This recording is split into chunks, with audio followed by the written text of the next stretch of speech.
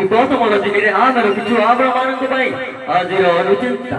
এই ଗୌତମ ରଜନୀରେ ଆମର কিছু ଆପଣମାନଙ୍କ ପାଇଁ ଆଜିର ଅନୁଚିନ୍ତା ଧୈର୍ଯ୍ୟ ପିତା ଲାଗେ ସତ୍ୟ ହେଲେ ତା ଫଳ ଅତ୍ୟନ୍ତ ମଧୁର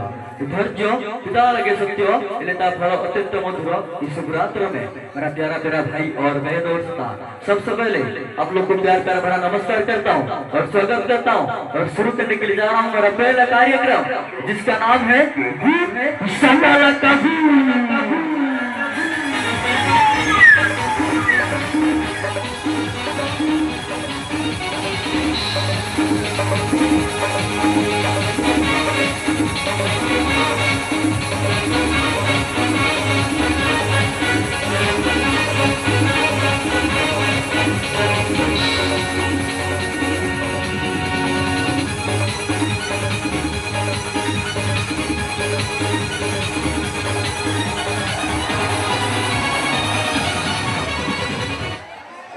शक्ति सूर है सब सूर में बसे राम।